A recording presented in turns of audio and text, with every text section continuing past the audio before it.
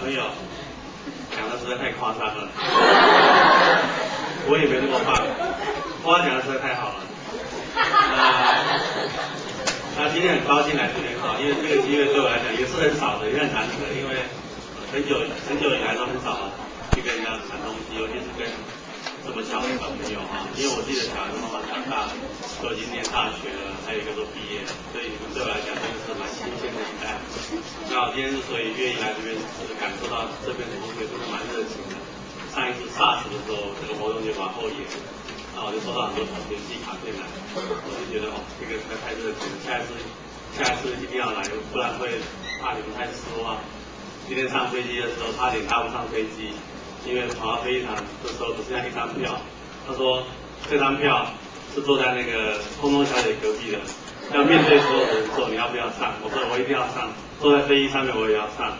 坐在那个驾驶座的隔壁，我也要上，因为我答应下来演讲，我不能不上飞机，所以我就坐在那个飞机最前面，面对所有人，啊，就一直飞到这边来了。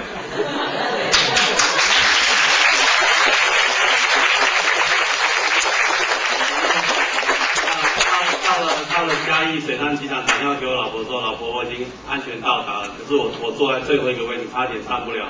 我面对所有的人很尴尬，他说不会啊，你为什么不对飞机里面先演讲？你在飞机里面先讲一遍，说你要去那个新国高中学讲什么东西，对着飞机的这个客人讲一遍。我当然是没有讲，我就坐在这边装死，眼睛闭着，假装死掉这样，他飞到这边来。然后今天来跟各位想谈的一个是很有趣的题目哈。那这个题目其实我曾经就在最近刚刚才去过一趟德国。我去德国有一个法兰克福的书展啊，就国际书展，全世界的人都到那个德国的法兰克福去谈了他的书。他们做一个题目叫做“文学改变电影”，文学改变电影这样一个题目。那请到那个德国的一些作家还有电影工作者来演讲。我是唯一从亚洲去的，我是唯一从亚洲被邀请去讲的。我要讲的内容就是今天要跟各位讲题目，所以各位现在所听到的内容可能跟我去德国去对着全世界的那个大人所讲的题目差不多，那我希望这个题目不会太深啊。那在演讲之前，我想问几个问题，很简单的问题哈，看同学来回答一下，我们再开始看一部影片。你们觉得哈，在人类的文明里面哈，在人类发展的文明里面哈，是先有文学还是先有电影？文学。太聪明了，因为你们是资优班的。好，第一答对了，一定要先有文学，因为文学的历史很长。1000年以上，有文字以后就有文学。可是电影呢，只有100年。全人类的电影从第一部开始拍到现在只有100年。1895年，正好是台湾割让给日本的那一年，所以也很好记。是什么时候有电影呢？什么时候台湾割让给日本那一年就刚好有电影。所以台湾割让给日本，成为一个殖民地之后，有很多纪录片留下来，因为开始有电影了，所以刚好有些影像啊。第一个问题就是电影的历史只有100年，是人类的文学历史有几千年。第二个问题，当婴孩睁开眼睛啊，当你是婴孩睁开眼睛的时候，你是先用这个视觉看这个世界，还是先用文字描写这个世界？视觉刚好相反，刚好跟第一个答案相反，对不对？第一个答案是人类先有文字，才有电影。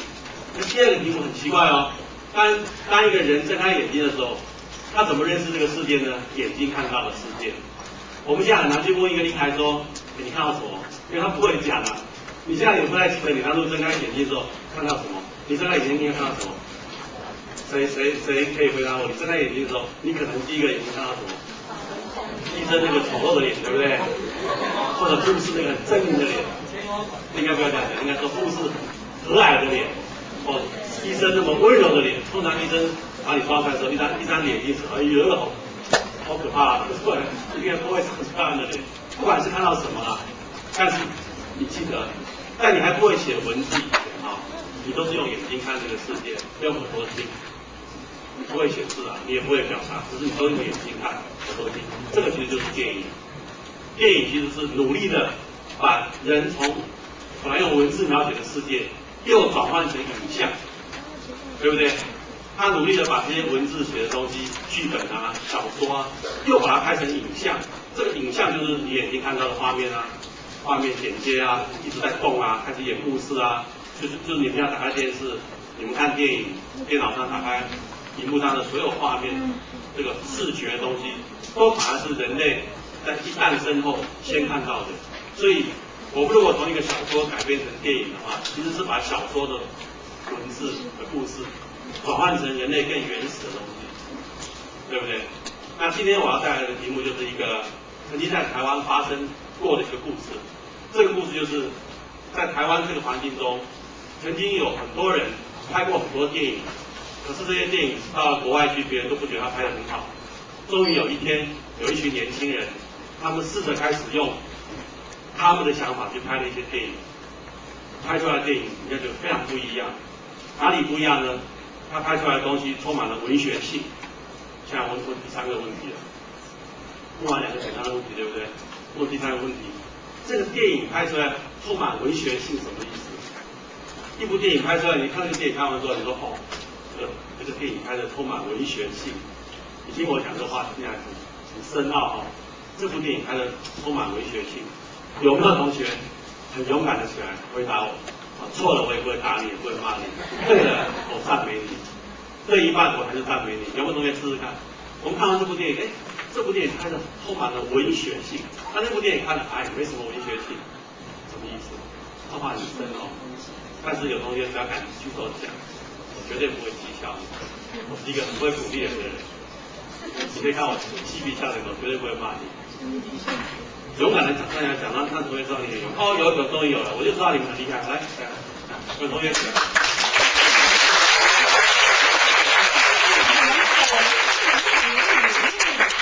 让大家可以欣赏，觉得那部电影可以让自己欣赏，觉得它有那种艺术的美感的感觉吧。很好，这位同学几乎全部答对。但是同学的答案非常接近我要问的问题，就是说，我们通常讲一个电影充满文学性，它有一个前提就是它不一定是小说改编。你想想看，对不对？这个小说写得很棒，对不对？比如说小说写得很棒，它改成电影之后，它可以拍成一个很不一样的东西啊。它这个电影由小说改编成的电影，不保证这个电影充满文学性。刚刚这位同学的答案就是真的答案，就是不管这部电影是不是小说改编是不是小说改编，它都可以拍成是一部充满文学性的电影。那通常充满文学电影什么意思呢？就是通常我们看一部电影，就讲故事讲完了就没有什么让你能够带回味的。可是充满文学性的电影，通常你一看他电影，你看他导演的镜头、他的语言、他在说的故事的时候，他通常声音跟画面是非常巧妙的配合，让你觉得有一种空间的想象。他甚至有时候拍个空镜头，镜头是空的，一棵大树，什么都没讲，可是下一个镜头就拍一个人走过去。他会靠剪接的力量，让整个画面跟画面之间产生一种想象力。你看完之后觉得这电影拍得很美，这个美有时候也不一定是树啊花，就是很感动。这感动不只是讲故事感动，它真的是用电影的语言在处理一部电影，充满了文学。比如说它的旁白写得很美，它的旁白充满了诗意的旁白，就在讲这个中间有一个什么故事。你看完感觉这个东西充满了艺术，刚刚这个同学打的几乎是100分的，所以它充满了艺术性。那这个艺术是什么东西呢？当然跟它的美术有关。现在我就准备放一部纪录片，这个纪录片就是为了要纪念差不多20年前的这一群很年轻的导演，他们拍了一批很好的电影，这些电影后来陆续到国际上去得到很多奖，让全世界人注意到说，原来台湾这个地方有一群人拍过一些电影非常好，它非常好的充满了文学性。那等一下你们看到这个，我里面会有个纪录片在介绍这几部电影，这几部电影它每部都讲一点点，所以也许故事你不太知道，可是没有关系，你努力的欣赏这些电影里面的所谓的文学的东西。那里面有一些是小说改编的，有一些不是，但是都没有关系，你安静的看，这是一个故事。这个故事就是讲，在20年以前，有一场革命，台湾有一场电影革命，是来自于文学的革命。这个文学革命就是有一群文学家跟导演加入了台湾电影工作，使得台湾电影在那一刻开始拍得非常好。里面会出现一个笔记本，上面写白鸽计划，那个笔记本是我的，所以各位看到那个笔记本上面写那个字是我的字，这样你会看到我在里面也有讲话。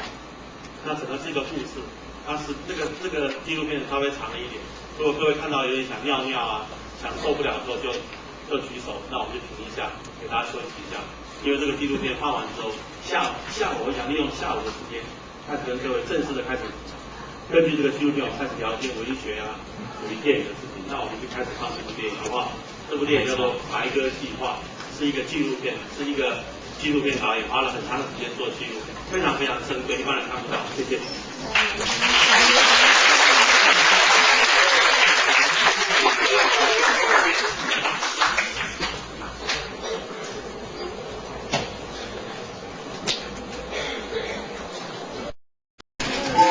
讲师介绍，我们请国一12班李正汉同学来为我们介绍。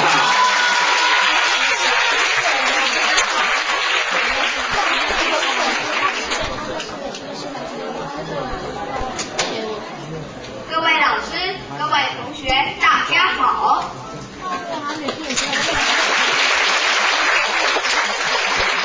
国一12班李正汉。今天我所要介绍的是我们最敬爱的闽剧作小野老师。虽然我只是一个小小的国一新生，但是非常幸运的，在我加入新国这个大家庭的时候，刚好所碰到了这个令人期待已久的学营。盼了又盼，终于盼到了这一天。小野老师的创作范围非常的广泛，从小说、散文、童话故事到电影剧本都非常的杰出。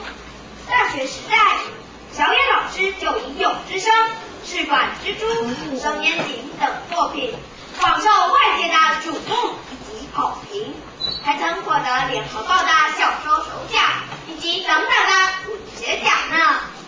小野老师勤于写作，他曾经为了儿童以及青少年写了儿童少年文库系列的家庭亲子幽默散文，例如《猫头鹰家里蹲》《小野童话》《痴狂老宝贝》等等，这些都是我百看不厌的书籍呢。小野老师也曾被受聘为台视节目的总经理，他创作了许多的本土戏剧，例如《流氓教授》《望乡》《名扬四海》等等，而且他还创作了偶像剧，有《吐司男之吻》《再见萤火虫》《薰衣草》《极速青春》等等。小野老师不管是在舞台上、电视节中，都有非常傲人的成就以及举足轻重的地位。他不管做什么就像什么，所以总而言之，小野老师真可说是太棒了。现在就让我们最热烈的掌声来欢迎小野老师吧。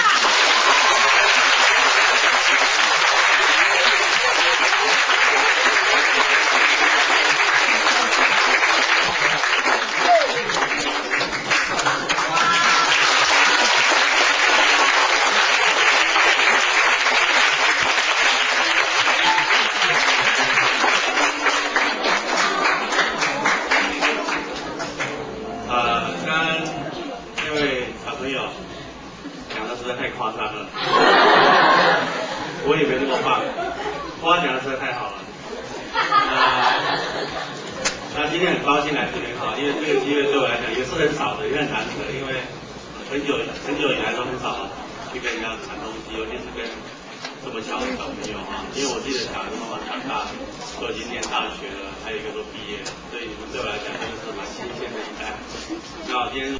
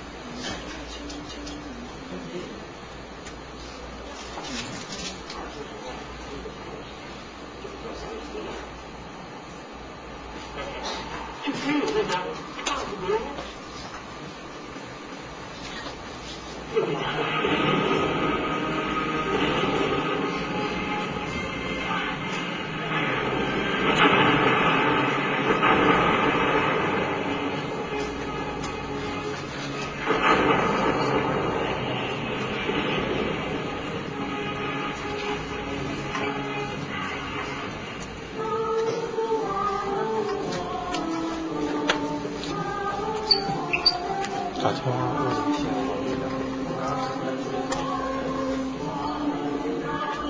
社会动荡，铁路在铁路内建议，公司可以12月份的成绩告诉最多数的200姓。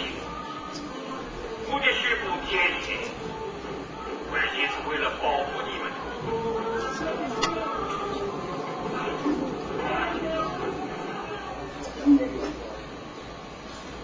老兄弟，我们而今美国政府和古巴呢和新手，希望内斗这里很来种种之事，经片面决定团结中国外交关系。我们已经声明，一切后果应完全由美方负责。高雄暴力事件当天晚上，游行的队伍回到美丽岛杂志社高雄服务处前面的时候，他已经向群众叫嚣：“今晚我们胜利了！”这句话，林宇中供出了与会人士都认为，目前是国片有史以来最不景气的时候。照片和外片的侵入，加上录影端的泛滥，使独立制片几乎无电影可拍。但也有人乐观地认为，现在是重新开始最好的时机。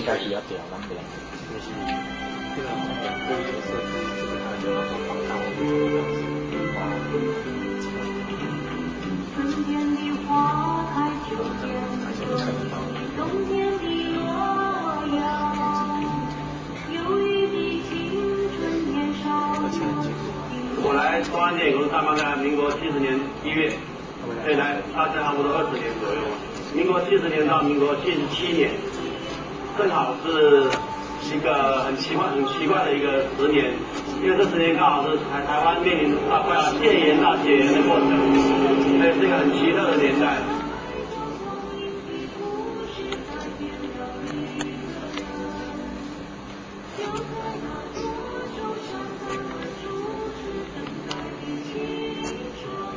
中研公司这一部老剧要改造不是很简单的事情。5年真的，我也花了4个多月做出它。而小叶我所留的这个花了1年多，因为呀，他是针对北京的和国民党的党纪啊有失去的。那我也提出来呀，现在恢复党纪，恢复党纪不是一下子啊，要一层一层的往上这个进行啊。但是每个人我都不容易，人才要去求。那小叶5年真的夏小艺啊，像这个还有以后还有这个年轻人呢，都是求得来的，不是天上掉下来的。以前在中影的时候，陈大美戏院一定是演西片，中国戏院一定是演我们自己中影的首轮的主要，好像旗舰戏院，后来被大家认为是台湾新电影的那个第一部的那个观音的故事很好笑，就是大家都很不看好，所以就摆在中国戏院，而且只排了1个礼拜的档。我当时完全被骗，结果这观音故事一上场，那个票房非常好以后，我就跑去找总经理明基，我说明明票房这么好的，怎么被人家出卖了？欠了1个礼拜而已。那因为他是总经理，他有点权利，就强迫当时的甄尚美拿一个厅，就把它变成来演观音故事，所以观。还有一个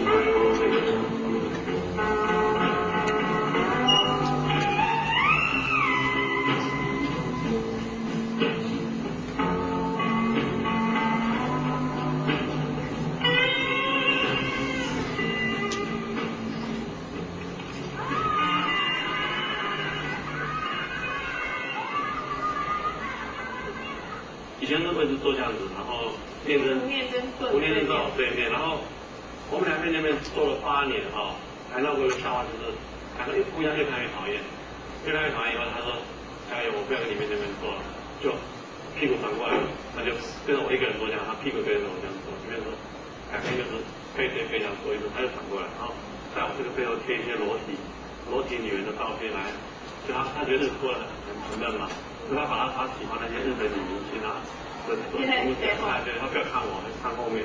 我记得我进去的时候蛮天真，就在一个笔记本上，说自己还不到30岁以前，我要反封建，反这个农史，希望自己出比较大学，让自己打败封建，打败什么，然后有一个白鸽计划。就说进去之后，我要开始号召这个台湾的所有文化界的人，号召这个年轻的电影工作者来听到这个机构做事。然后可是吴念真就抱着比较悲观说，他已经做了半年了，什么都不成。他说这个机构根本就已经进入到一个停顿状态。你进来之前，他已经做半年的一句话，都做不了。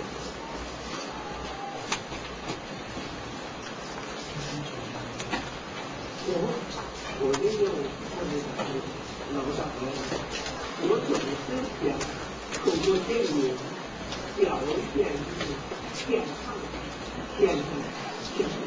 但是你要怎样的这种台湾的这个发展节奏，这种我的这个关于他的生活的一个人的成长当中来反映社会的他的成长结果，大概是这个概念。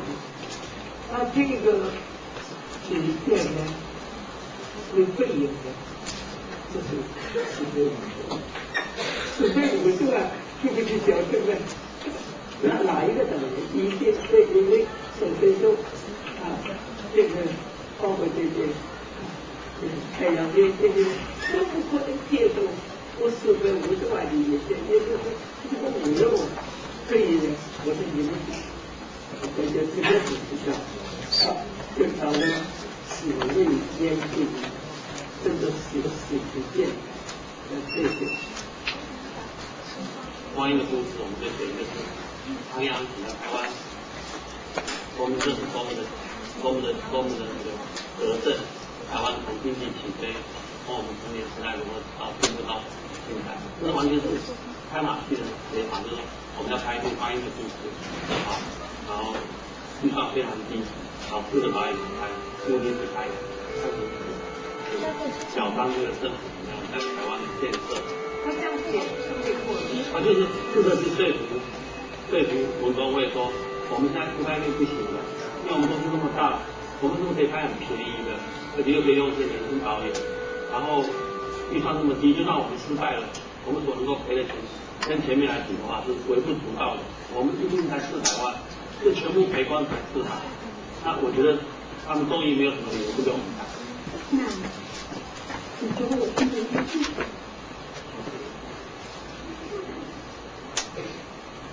在1970年代的时候，其实我们知道有2种类型是非常流行，一种就是童谣文艺电影另一种就是军教电影。军教电影很早已经出现它的长路之末另一方面呢，童谣文艺电影一直差不多到作业之上出现它的真正的瓶颈。那这2大类型其实全部垮台了。到现在我们看到1981年，就是整个国片开始全面在评价上面，甚至在那个票房上面全部倒退。所以那个时候其实片量从非常高的片量一下子就掉下来那跟着冒出，因为那个时候开始有电影剧本审查松绑的方式。这个就会跑出一堆比较古怪的社会写实片，尤其是在黄菊金的《上海社会大盘》之后，那这作品其实可以算是加速旧有国片制度的死亡。所以那个时候很多本来的电影人开始唯一一个常常做的事就是去拍如何拯救国片作产性。对。电影界人士在会中沉痛地诉说国片的现况及发展。明记说，目前的电影不重视主题意识，只追求快感刺激。李行说，他正闭门思过，希望顺利度过困境。赵林说，要尽快建立国片在国际上的地位。其实那个时候，另外一个工程就是他那时候跟工程做11个年的故事。那他们打算全部用电工作人员去做这样的东西，然后大概1半以上的导演都没有拍过电影电视。当然，那个11个女人变成也是一个激发。然后小野文先生他们正好在选导演，也是从那些作品里面挑出。我认识这么多年轻的副导演，还有很多从外国回来的这些年轻人，那几乎大家都没有什么机会去取代电视的导演，那个时代的导演，那也没什么机会。那我就想说，哎，说不定你就来做一个电视的东西，我们可以至少风险比较小一点。因为比较大一点，因为那个在那个时候就用这个方式实验做实作，那应该都是改造的，大胆。我不晓得呀，我觉得有的时候啊，你不要不懂事啊，或者无知一点啊，才可以想出一个天下，因为你才有那个勇气嘛。你不然的话，你太会算，太算得精准啊，你就真的做不出一个新的尝试。那后来那个结果，我自己很惊讶，可以说老实话，我讲惊讶，怎么这么好？哎，怎么那么好？而且可以到现在为止，大家还在讲11个女人，有时候会在一起11个女人。那我自己是真的是很惊讶。可是我觉得那个时候我们大家一起做那个事情呢，并不是说你做出来的成绩好，而是那个精神，而是那个时候大家团结的那个力量啊，是现在见不到的。我们把那个时空拉到那个20年前，那时候在拍那个《光阴的故事》那部电影，如果现在跟你比那部电影跟那时候拍摄的环境，我现在脑海中回想起的第一个感受或者是那个现场，那个画面是什么？我印象最深的倒是现在都还不能忘。我记得当时第一天开镜的时候，当天下午就开不了镜，就已经快打起来了，当时就快停拍，因为摄影师灯光师，然后他们就气输出，然后跟导演不能沟通，他们就觉得可以停拍了。那我觉得那是一个很有趣的一个传统的电影环境生态里面，突然放了几个毛头小孩子，突然间觉得你要听我的感觉。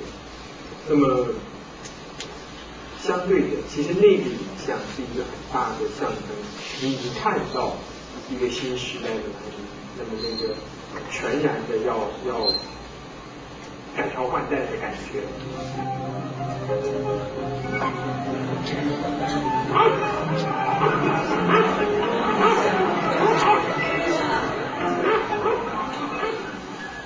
其实《光阴故事》最开始，其中一个导演是我，突然间跟我讲说，你就必须在当导演，你当演员。但论资格、论这个名气的话，一定是我比较大的。可是我当然真的没有觉得说我一定要干嘛干嘛好。然后我想说，我没有什么钱啊，你演那一段，你要穿个内裤走来走去。张一那个张一来跟我讲故事，穿个内裤走来走去，你不会有什么噎受的地方？我没有。我说钱很少。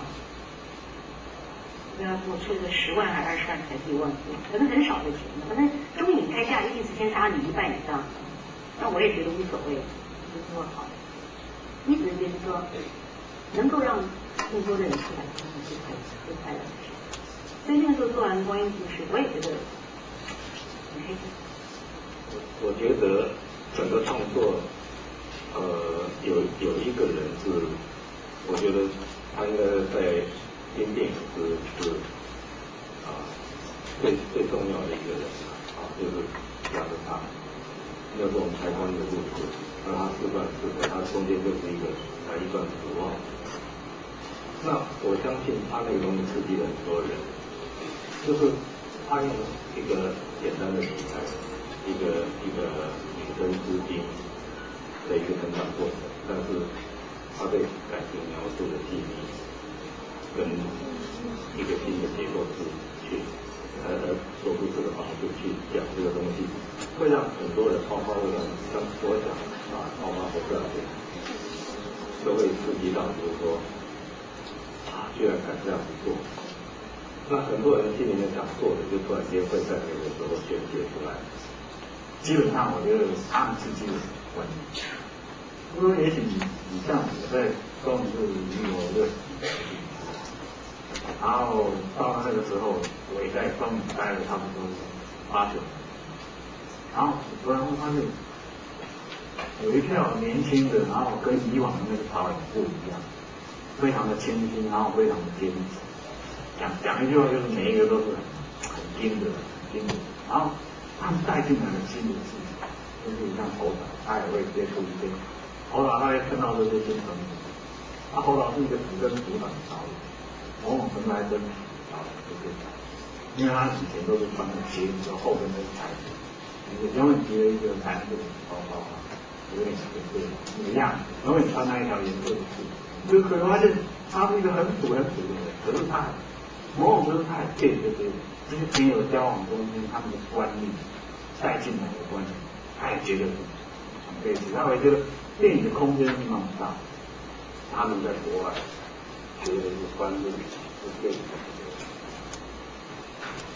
美学上的这种解释，那这个东西你说真的很重要，有一点分享，其实你也很难弄清楚，因为你要弄清楚的话，什么时候何必弄清楚就知道，你就知道一个。它在你脑子引起的变化，你懂我意思吗？在你脑子引起的变化，这变化就会让你产生好像觉得你已经了解了什么东西。第二个就是小编嘛，就讲完了。小编我说我一看到以后，马上是还是院长是小编找人来，不是这个不错，规划的。现在我们将有10年时间一直去思考，说是不是台湾的电影形式就是这样子，就是3跟奖励奖的，包括跳舞的、舞台的这样子，是不是？它会有另外一个东西，一直也在想这件事情，一直去尝试它。这东西我们也一直在修正它，一直在尝试。但是呢，如果说小弟都是找舞台的话，我相信他也没有讲，一定可以点开掉。所以我们一直等，那时候终于这些电影都一天就上，一天就下了之后呢，那一推出来之后呢，就那个所有人都怀疑，但是我们自己一点怀疑都没有。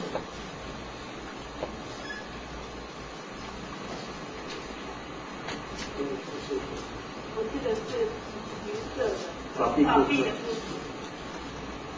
现在回想起来，觉得这部电影对你的意义？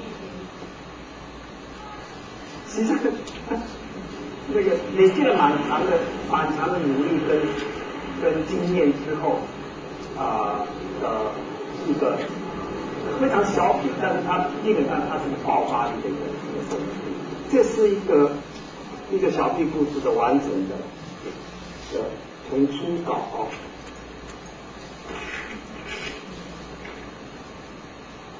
因为它出了好几稿。在很多过程中间，生产剧程，因为我们开始是。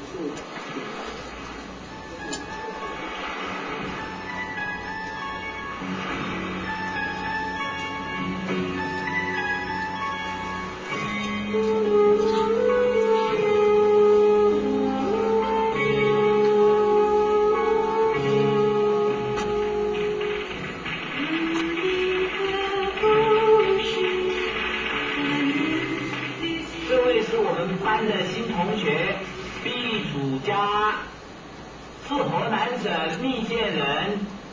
我不是毕楚佳，我叫林楚佳。林楚佳，你不是毕楚佳吗？老师，他跟他妈妈是礼拜天才跟毕波波结婚的。是我妈妈跟他结婚，我又没有跟他结婚。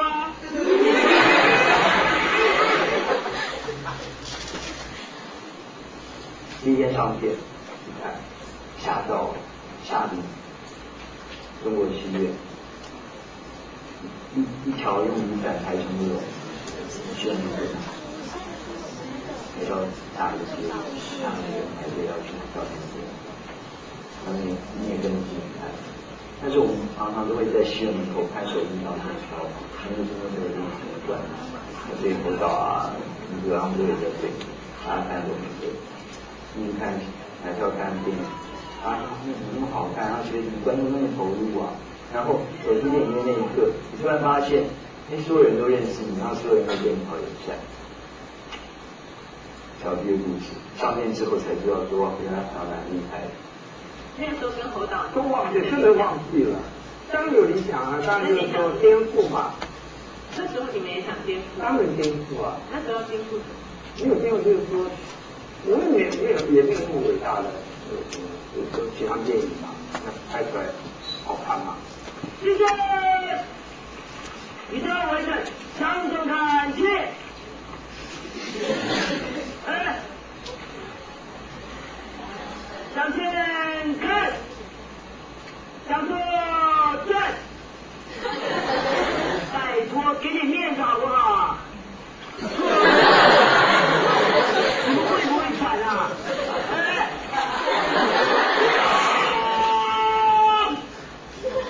向左看齐。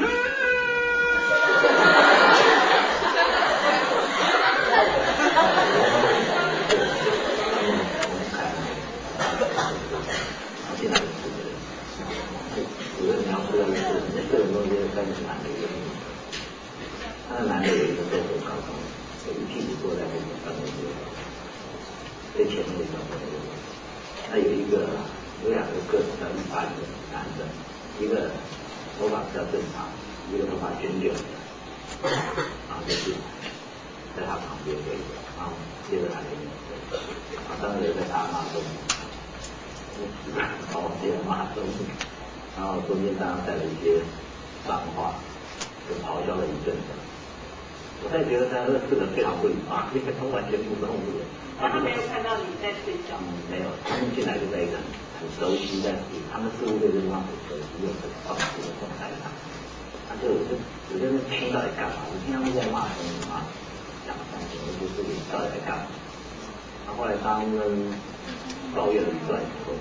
突然就想到，好像在里面看，你就一次往我的方向看过来，说你会放辫子吗？然后我马上就不会有辫子，我们要看一下自己在，看下自己考虑。那我那时候还年轻嘛，完全没有办法招架的，我会，然后就把这些就拿收往16厘米的放进去就放下去。那个片子就是小弟自己的广告片，好像是小弟自己的。然后我突然才发现，然后我看的时候就因为广告片不是很好看，所以在重要的时候，常常就会突然有一些笑声啊，或者是跟着那个片子一起。才发现那个片毛就说好看吗？我说还不错。后来就说了，我就开始就回想这四人到底是谁了。那时候我当然不知道这是个谁，但是我觉得那个卷头发好像叫做吴小贤，应该叫吴小贤。然后呢，另外那个高的，我后来知道他叫陈国华。啊，另外一个讲话脏话很多的叫张华坤。然后另外呢，那个女的应该就是他们的副法去。那这个画面其实在后来我都很熟悉。大夫妻呢，这个。就在一做这个，就是这个嘛。2次大战后，当时黄春金先生实力上去，有些作品上都是有内涵的。当时上对于黄春金先生，他的这个印象都这个，不能够跟政府非常的一致。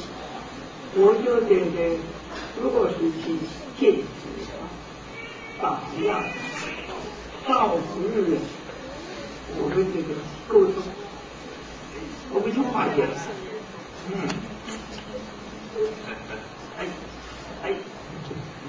抱歉，那个麻烦影片稍停一下，影片稍微一下。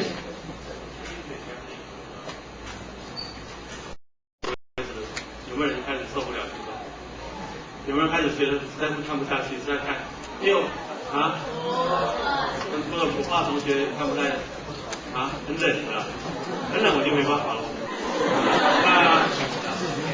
那刚才看到那个画面上那个你们认不认识？叫做侯孝贤。侯孝贤就是其实你们现在看这些人的年龄都跟我差不多，就特别有些导演年纪比我大一点，或者说跟我差不多。这些导演在我们故事里面的原来刚开始都很年轻的，差不多30岁，然后经过了20年的奋斗，这些导演现在在国际上都很有名。像刚才有这位侯孝贤导演，他有名到他在法国的时候法国人做调查说，作为一个法国人作为一个现代法国人，你要吃什么东西，你要读什么书，你要看什么电影，其实看电影那天他们写台湾的侯孝贤最高票，所以你们很难想象台湾的导演对法国人来讲是一个最大的吸引。他们做问卷调查，我刚才讲过，最喜欢吃什么？就是竟然看电影那一项是要看台湾的侯孝贤导演的电影，还是有最高品味的法国人。然后他的电影在法国的票房是台湾的20-30倍，他电影一拍出来在台湾已经是卖200万票房，在法国可以卖几千万币。所以这些导演是从台湾开始拍电影，渐渐走向国际，然后他的电影慢慢代表台湾出去，让欧洲、美国人认识台湾。所以这些人的作品，我为什么特别跟同学分享，就是因为他的年代有点久远了，可是他的电影语言各位可以看一看，他跟你们平常所接触到的电视跟电影真的不太一样，他比较慢，他比较缓慢，可是每部电影都慢慢的在说故事。你注意他的影像、他的构图、他的色彩，其实每一个镜头都很像一幅画。所以我其实是怕你们看这个很沉闷，如果你们不觉得沉闷的话，你们慢慢欣赏完之后，也许下午我们还有100分钟的时间，我跟你们慢慢聊这个，好不好？有人受不了要尿尿，你就举个手自己默默去，好不好？那因为刚刚是要拍摄，所以我也借此让大家休息一下。现在刚刚这位侯孝贤导演就谈到拍《何时桃花后》的时候，这部电影拍出来的时候，就终于爆发一件我们要被人家修理的事情，因为他拍到台湾当时非常贫穷，而且拍到我们跟美国的关系。那时候美国人在台湾军队驻扎台湾的，所以这个时代距离你们很遥远，可是就是几乎是我的童年。他现在就聊到那段时间，我们怎么样被整肃。那这个是一场电影革命，那继续往下看这个。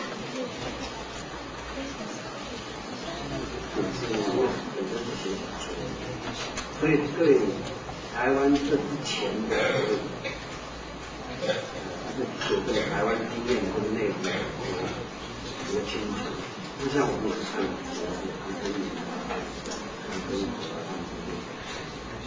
所以你会有一个从你自己成长经历为出发的一种记忆，从这一块去做成很多的经历的副校长，希望我们同学。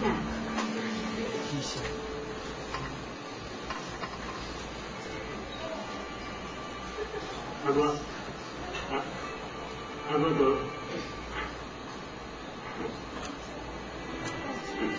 你们店转这个呀？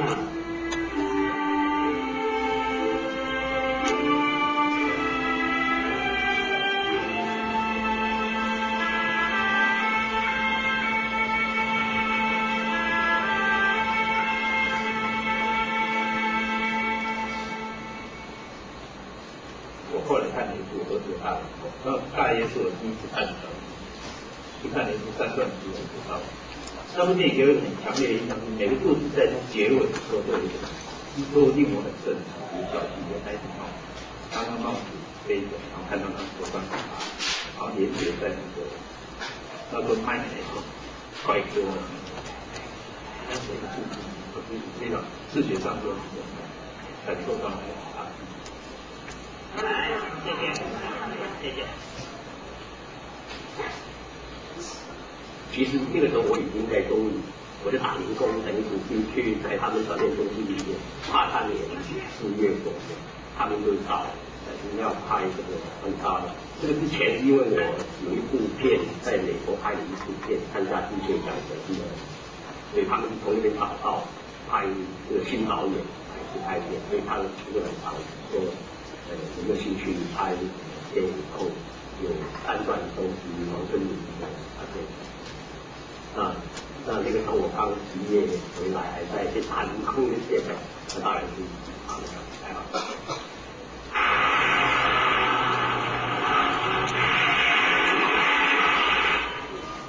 苹果之外最恐怖就是金明被北京放到之后还很高兴，因为他被北京放到之后还可以到医院，在每间医院吃苹果。但真的非常统治台湾那个年代的贫穷跟美元跟受美军的支配，拍出来的时候，没想到那部看对这个问题，立刻有一封检举信来了，一个来自影评人协会的检举信，说这部电影怎么会拍成这样的呢？当时文博会里面开了10个小的专题竞赛，19个有来了以后，就在纸面上看，来评判，看大家。就是当时就是这个建议，文博会里面就讲，把这个配置的很低，几乎我在这个木人身上，早期的小叶5年生都参加，几个导演没进去参加，这是我们内部的事。所以5年生在里面呢就受不了了嘛，中国就得跑出来这个歪了，你看一看，这电影这个天才出来5年生是劝我不要，因为我非常冲动，所以他跟黄世明在外面，对不对？看完一个出来，记得好像5年生都哭了，会觉得很荒谬，电影为什么到了这样？这样万达是对社会的那种，他是一个愤怒心，连那维持家庭有之间，还有一直去把我们办公室的垃圾都快丢掉。我说不他来，那个厕所会怪，因为他很生气。他生气就听了这种，因为他没得发泄啊，不然他能撞。说这个不能动，那个不能动，对不对？可惜你可以看到这个事件的观念，然后你会看到一些导演在拍这个这样的话，但是活生生的开始好像把文学、社会、政治的东西都加到里面，你看它是非常丰富，而且不再是只是讨好。现在囡仔，我听清楚哦，这样人家开场讲，咱有偌济钱啊？我大概你也是请一个提起来，有听无？有啊。爱去做刚刚收收起来，你这后面太当补贴的哈。好。好吧。你是什么？做个补贴，想解决，你给接了。哎呦，要想要用啊，你是讲啥的啦？你娘嘞！你要连我来去选择，我再去弄死我。可能是别的，所以我看到那个风景以后，我记得很有过。大家说，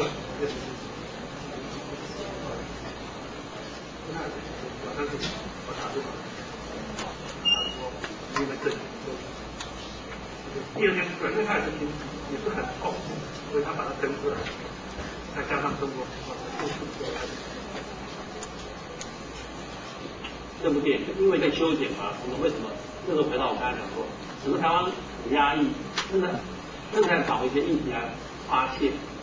那事前我也知道这个时代终于是我们跟国民党政权之间就碰到一个最临界点，因为小弟的故事、关系的故事还是殖民那种敏感的。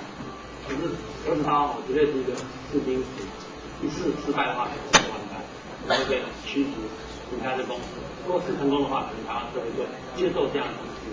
所以事前我就开始发文稿，就找了一群导演，就是侯孝贤、万人郑壮祥，我跟吴念真，还有做音乐的这个温荣勋，我们就自己开始发文稿，悲壮，就是说我们大家都遭遇到媒体很辛苦或者被围剿。甚至就是可以看到被留念，或者是一个是历史事件。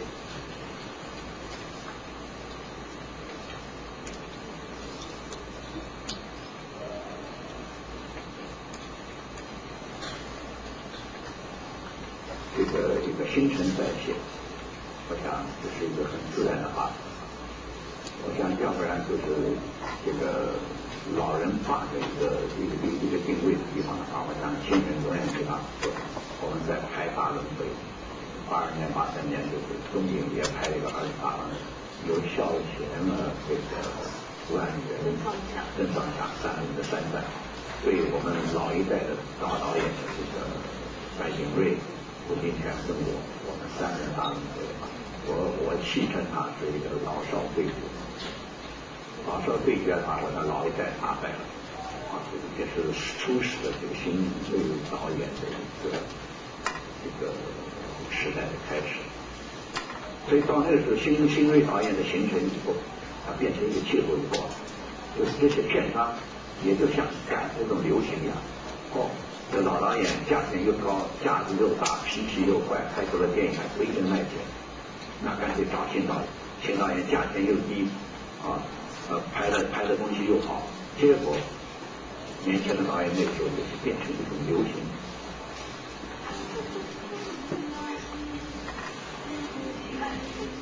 我们女人将来离家，所以要会节俭。我教你，譬如说早上去买菜，菜比较贵，你不要去买，等到傍晚人家要收摊的时候，你再去买。将来你命好，叫他好照顾就好；你命不好，你要自己会打算了。简单讲哈，廖慧英的小说《牛马太子》获得很大的肯定，官人拍了以后，其实廖慧英其他小说也会被其他商业电影同样把它改编成，不管是《不归路》啊，或者这一类型的，就比较强调女性的情欲，那强调的是好像是走同样的风格，其实是新电影创造了一个风潮。这个风潮呢，流风所及，使得商业电影也跟了进去。但是商业电影跟进去之后，并没有跟到他自己所要的那个环境。所以呢，一个风潮起来的时候，它的流风所及是集体的沉沦，而不是更大的力量上面的一个往上的爬升。所以这个时候你会感觉到，好像大家都在做新电影同样做的事情，好像这一股风潮都是新电影做，但不是真正属于新电影的精神。符合新电影的做法，其实还是少数那几个人在做。那其他其实商业主流只是因为看到了媒体愿意报道这样的东西，而且也卖钱，所以大家一窝蜂的进来了。进来之后，其实也很多都是失利。那这个失利的人其实就一窝蜂全部都推给这个新闻其他人导出来的，但是不是？我特别强调，新电影从问世到后来，一直它在台湾的国片生产量比例其实就是15%左右。这15%的影响力能够占据全部的版面，就是因为他的确他在意义的讨论上，在表现上他有他自己独到的地方。所以电影前一段落是跟社会的转变很大，因为台湾那个时候是面临到一个经济大量的转型，就是所谓的这个中产阶级的兴起还有这个部分文化的兴起，还有工业社会的逐渐变转型的过程。所以在这个前提下呢，造成了一个新的一个文化上的时代，因为这个新的知识分子还有新的中产阶级诞生以后，他们都被要求某种新的一种文化上和思想上和生活形态上的改变。那这个中间很多包括思想上的核心或者某一种解放。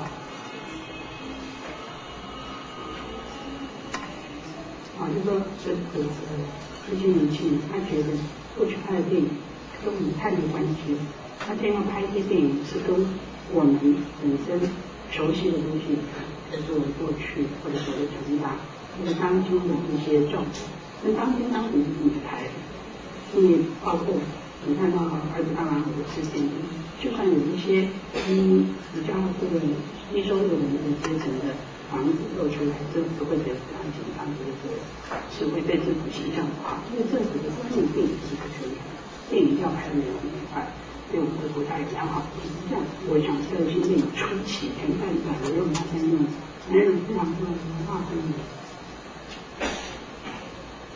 我想我们老一代的所谓的写实可能是一个选择性的写实，像健康写实就是选择性的写实。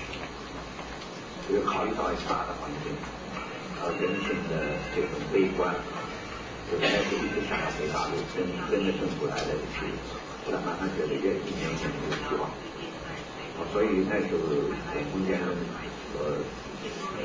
倡导的这个健康写实，他就是把一些黑暗面尽量都扬起掉，来表扬一些光明面。扬起黑暗面。你看，是觉得在那个年代我们可以安抚人心啊。对，就觉得好像其实到底能不能安慰人心，当然还是要打个问号。他这种想法呢，就是要给人一种希望，这种明天是美好。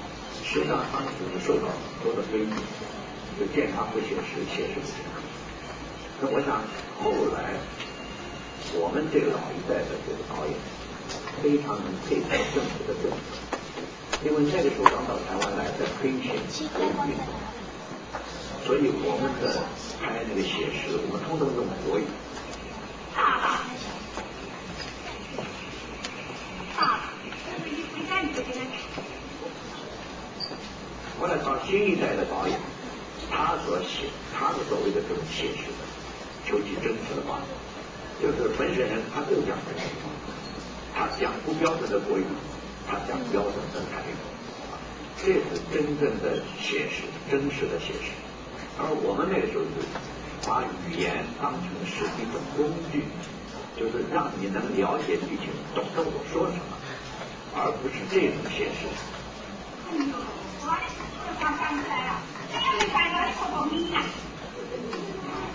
你们啊？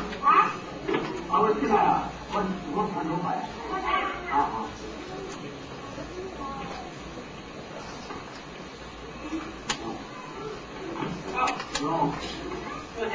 你知道我爸去看了这本书，看完以后跟我讨论，他多么开心，他已经多久没有一部完全他不用看字幕，就看着手机，听那个声音，听那个，对他来讲非常亲切的一个感觉。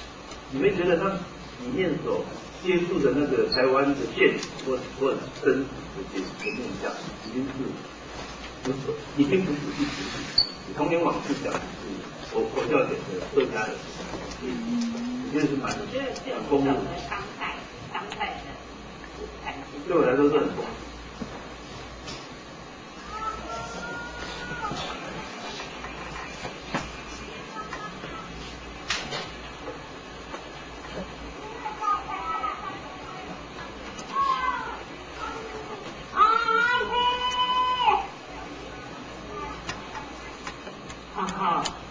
我带你见太子公了。好啦，沿着太子，你这过了红海，就到门中去，在海边不路啊，就到湾海。那都去这么黑。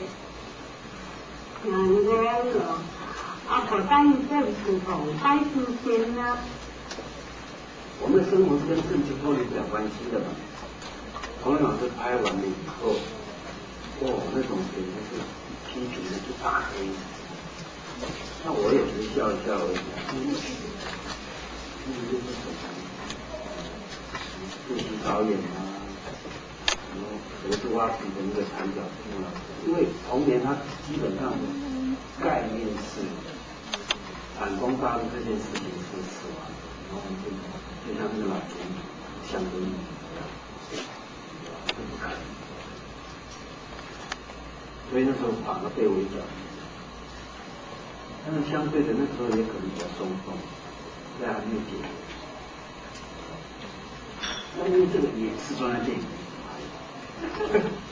所以有时候你可以想象，没有，所以你可以想象民姬它其实有一种强悍，是不是？不然的话是不可能的。民姬等于是找一群这种这种对年轻人，然后有这种新想法的，然后他完全就是支持他就是他基本上你看，他要耗很多精神去化解这件事情，因为那时候还有文工会的，盯得很紧，所以那时候其实批评同学很多。但是我记得我收到一封信，《民生报》记者寄来，他们很多人签字，支持我这个同学，你懂我意思吗？你就知道说，其实我说出了一个某种事实，某种大家心中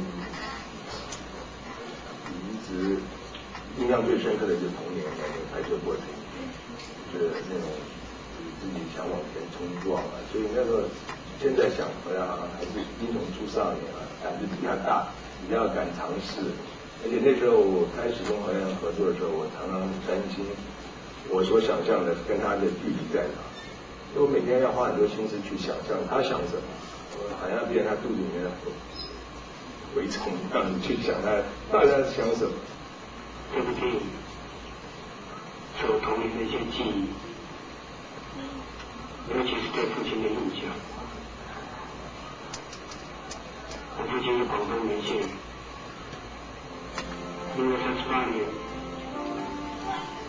我父亲调到台北教育厅当督学，那时候我们住新竹。我父亲又是那么身体那么不好，然后两袖清风，那个钱又那么少，他要去负责这8口，你知道我母亲那个压力非常非常大，然后没有投诉的对象，没有他的父母在身边，也没有他的朋友，那我母亲她本人，你一定会产生一种焦虑啊，你懂我意思吗？他会得癌症，我感觉了，他会得癌症啊，或者他以前如果是人病，种种都是跟这个有关的，跟一个到了一个抑郁的一种心情啊，没办法疏解，不知道怎么回去。那我祖母呢，因为他已经年龄很大，他已经那个剩下的那个他的那种完全自己残留跟认为的一个意思，这个意思就是，其实他已经忘了他是坐船来的，他可以走路就回去了，你知道，我要回去了，就好像在隔壁一样，他就要回他的这个无限去，啊。那对我们年轻一代来讲，基本上在这里长大，你懂我意思吗？你完全是一个新的开始，是一个新的生命在这块土地重新来过，这三个是完全不同的。其实印象其实很多深刻的记忆，甚至今天是本校的大喜日，这是全体新国人共同的期待。回想40年前，当时的新民还是一个蛮不保守、人风晦涩的地方，是谁有苦为政？是谁有苦证明？一两个前期教化事务的大旗，在空间中透露出了曙光，历经40年来的。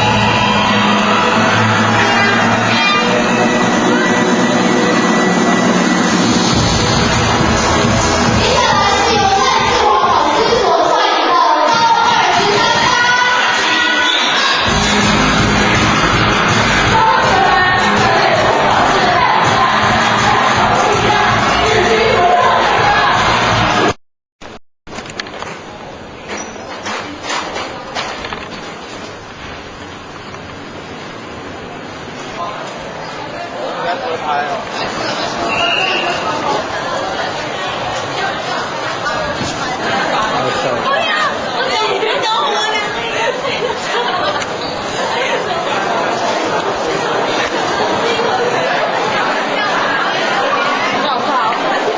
大家好。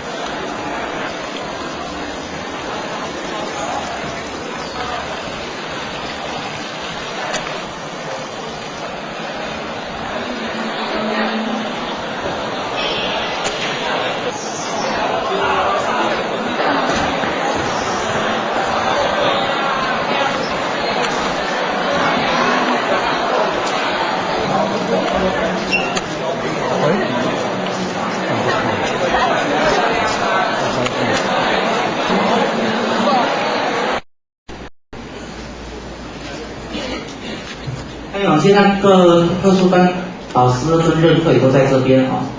有一件事特别拜托一下，特殊班除了会念书之外，团体活动、学校活动的参与，也希望大家能够多鼓励。好，我们现在欢迎。